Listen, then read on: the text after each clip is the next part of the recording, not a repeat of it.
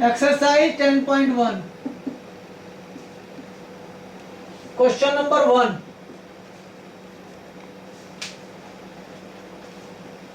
कि how many tangent can a circle. देखो ये टेंजेंट लाइन हुई, ये भी एक टेंजेंट लाइन हुई, ये भी एक टेंजेंट लाइन हुई, ये भी एक टेंजेंट लाइन हुई, ये भी एक टेंजेंट लाइन हुई, ये भी एक टेंजेंट लाइन हुई, यानी बहुत सारे टेंजेंट लाइन हो गए। तो पहले क्वेश्चन का आंसर क्या है कि इनफाइनाइट टेंजेंट लाइन। एक सर्कल पे इनफाइनाइट टेंजेंट लाइन हो सकती है। दूसरा को पार्ट में फिल इन द ब्लैंक्स भर रहे हैं। पहला क्वेश्चन कह रहा है a tangent in a circle intersect in point या पॉइंट्स। कह रहा है फिल इन द ब्लैंक्स भरो। एक सर्कल पे कितने टेंजेंट पॉइंट होते हैं, ये सॉरी एक tangent in a circle intersect, एक टेंजेंट लाइन सर्कल को इंटरसेक्ट करता है कितने पॉइंट पे। ये देखो कोई सी भी टेंजेंट लाइन चेक कर लो, वो एक पॉइंट पर इंटरसेक्ट कर रही है। किसी भी टेंजेंट लाइन को देख लो, एक पॉइंट पे इंटरसेक्ट कर रही है। तो पहले में फिल इन द ब्लैंक्स में आएगा 1।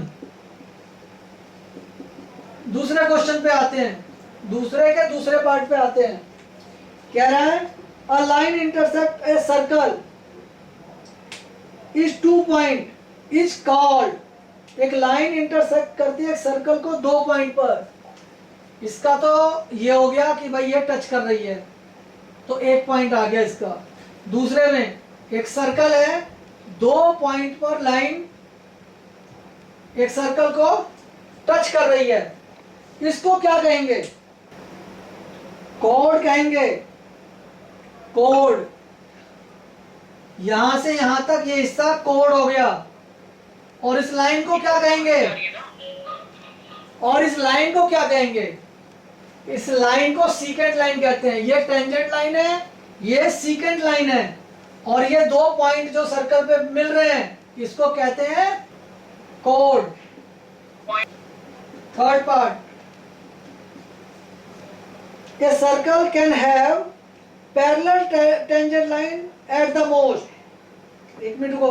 a circle can have parallel tangent line at the most. Parallel line जो देखेंगे तो एक सर्कल की कितनी पैरेलल लाइन खींची जा सकती है? टेंजेंट। कहने का मतलब इसका कि जैसे ये है टेंजेंट लाइन, ये टेंजेंट लाइन है जैसे, तो इसकी पैरेलल कितनी लाइन हो सकती है? टेंजेंट। इसके पैरेलल कितनी टेंजेंट लाइन हो सकती है? ये और एक ये दोनों मिला के 2 लाइन हो गई। ठीक है, चाहे ऐसे खींच लो चाहे ऐसे खींच लो, तो 2। कॉन्टैक्ट बेटा टेंजेंट लाइन कॉन्टैक्ट कर रही है 1 पॉइंट पे। टेंजेंट लाइन कांटेक्ट कर रही है 1 पॉइंट पे, और सीकेंट लाइन कांटेक्ट कितनी पॉइंट पे कर रही है? 2 पॉइंट पे। पॉइंट ऑफ कांटेक्ट जो सर्कल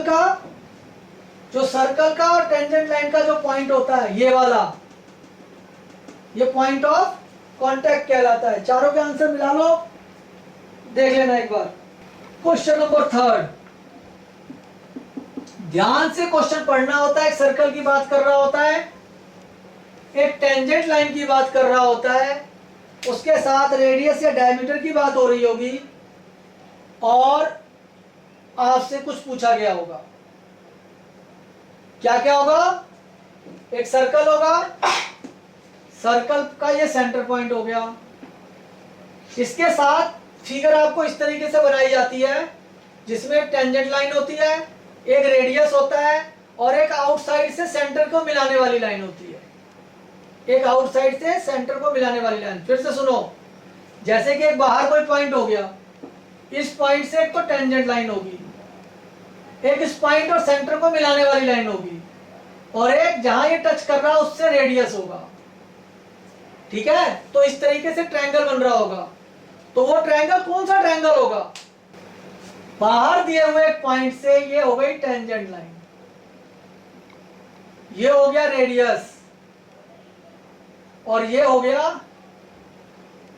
दोनों को मिलाने वाली लाइन, रेडियस और ये सेंटर और आउटसाइड का जो पॉइंट है उसको मिलाने वाली लाइन। तो ये किस तरीके का ट्रायंगल है?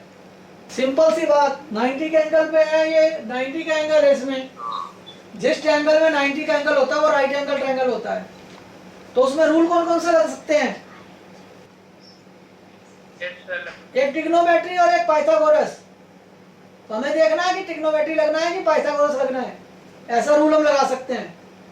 तो क्वेश्चन नंबर आप पढ़ोगे थर्ड, फिर से देख लो।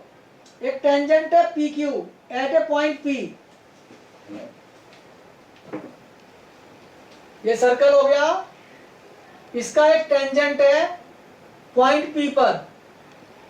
तो ये लो जी, ये टेंजेंट है पॉइंट पी पर, ठीक है, और पी क्यू है, P Q tangent point P पर है, और रेडियस ओ है। और क्या बोला अभी देखो, तो रेडियस ये हो गया, ये कितना है 5 सेंटीमीटर, ओ पर है, O Q is 12 centimetre, O Q 12 centimetre है, ओ क्यू 12 सेंटीमीटर है। ये 90 का एंगल हो गया। अब आपसे पी क्यू पूछ रहा है, तो दो साइड मालूम है, तीसरी साइड बतानी है आपको। तो क्वेश्चन नंबर 3 में फिगर बना ली हमने और लिख दिया भाई ओपी 5 सेंटीमीटर है और ओ क्यू 12 सेंटीमीटर है। ये 90 के सामने क्या होता है? हाइपोटेनियस। तो यूजिंग पाइथागोरस थ्योरम, हाइपोटेनियस का square equal to other two साइडों का के सम का स्क्वायर। अदर टू साइड ये और ये बन गई ओपी और पी क्यू। अब इसमें से क्या क्या मालूम है वैल्यू पुट कर दो। ओ क्यू मालूम है 12, तो 12 का स्क्वायर हो गया। ओपी मालूम है 5 का स्क्वायर हो गया। पी क्यू मालूम है नहीं मालूम, तो पी क्यू का स्क्वायर हो गया 144 माइनस 25, पी क्यू का स्क्वायर माइनस किया 999, पी क्यू का स्क्वायर। तो पी क्यू की वैल्यू क्या हो गई? रूट में 119। अब क्वेश्चन में सेंटीमीटर बोला है इसलिए सेंटीमीटर भी लिखना पड़ेगा। तो क्वेश्चन नंबर 3 ऐसे हमारा सॉल्व हो गया। बोलो कोई दिक्कत? सबकी समझ में आ गया? हाँ।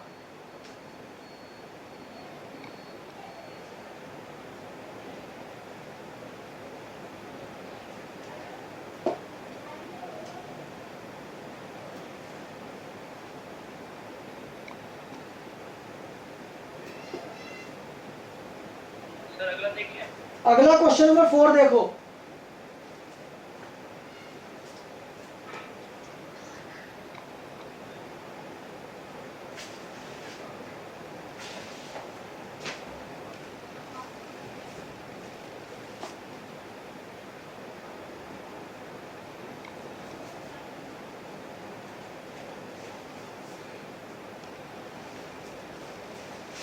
कंस्ट्रक्शन है ये,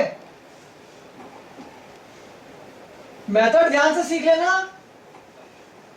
सर एक बार ट्राई कर लेना। मेथड ध्यान से सीख लेना और 2 बार बना के भेजना है मुझे। डिस्कनेक्ट हो जाने पे दोबारा ज्वाइन करना है।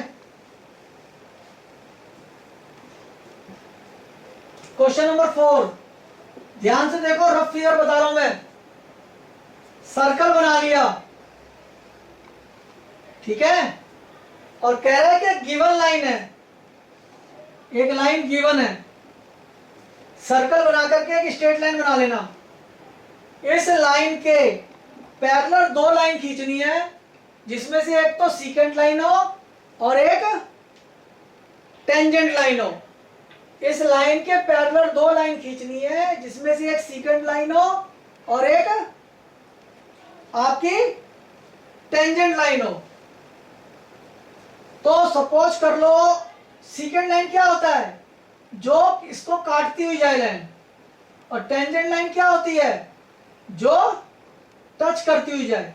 तो देखो एक अंदर पॉइंट से एक लाइन खींच ली, तो देखो ये पॉइंट हो गया एक इस पे और एक ये पॉइंट हो गया। ध्यान से समझना, ये लाइन गिवन है, एक पॉइंट कहीं पे लेकर के आपने तिरछा मिला देना है, तिरछा, और उस पे आपने जहां छू रहा वो आपकी टेंजेंट पॉइंट हो गया, जहां छू रहा है वहां से आपको एक लाइन खींचनी है, जहां छू रहा है वहां से खींचनी है, और एक अंदर जहां सर्कल पे अंदर अंदर जो पॉइंट लिया है वहां से दोनों से पैरेलल लाइन बनानी है आपको। तो देखो आपको पता है दो लाइन पैरेलल कब होती है, जब कोई लाइन उसे काट रही हो और अल्टरनेट एंगल इक्वल हो, ये और ये एंगल इक्वल हो, एक इधर का एंगल इक्वल हो, तो ये लाइन पैरेलल होती है। तो कहने का मतलब जो एंगल इधर है वो या तो इधर बने, या जो एंगल इधर है वो या इधर बने, सेम एंगल होना चाहिए। तो इसके लिए क्या करेंगे, हम कंपास को एक खोलेंगे एक साइज में, और जो एंगल पता है उसकी मेजरमेंट कर ली एक तरीके से, इस पे रख के इसको ऐसे कर लिया मेजरमेंट एक तरीके से। तो इसका अल्टरनेट किधर बनेगा, इधर। वो काम आपने दोनों पॉइंट पे से करना है, इस पे से भी एक एंगल बना लिया ऐसे, और इस पे से भी एक एंगल बना लिया ऐसे। हम अल्टरनेट एंगल बनाएंगे, कंपास को एक बार यहां रख के घुमाया और उतना ही खुला रहने देंगे, और दोनों साइड पे फिर से घुमाएंगे, दोनों पॉइंट पे उल्टी साइड। अब ये मेजर कर लो, ये यहां से लेके यहां तक कितना बड़ा है इसका। एक जगह पेंसिल रखेंगे, एक जगह प्रकार की नोक रखेंगे, कंपास की नोक रखेंगे, और इसके पैर पे रख के इसको काट दिया, और इसके पैर पे रख के इसको काट दिया। ये आर्क बढ़ा लिया अगर नहीं हो रही है तो, जितना ये एंगल है उतना ये एंगल चाहिए, तो इतना नाप करके इसके पैर पे रख के यहां भी काटा, इसके पैर के रख के यहां भी काटा, तो एक पॉइंट ये आ गया और एक पॉइंट ये आ गया। इस पॉइंट और इस पॉइंट को मिलाते हुए एक लाइन खींचेंगे,